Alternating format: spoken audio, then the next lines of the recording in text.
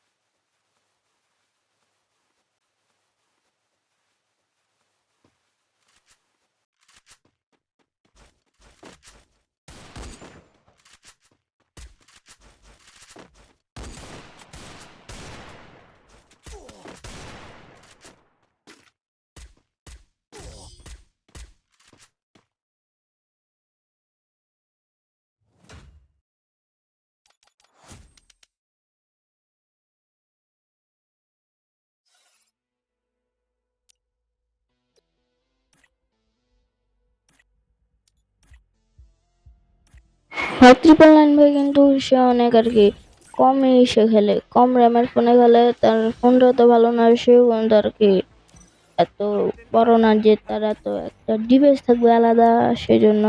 কিন্তু আমি একটা আর কি আমার ডিভাইস আছে, আমার মোবাইলের র্যামটাও ভালো, পিসি র্যামও ভালো। তো আমি পিসিতে গেম প্লেটা আরো পারি, বেশি পারি না আর কি আমি পিসিতে গেম প্লেটা। তো আল্লাহ হাফেজ, বাই।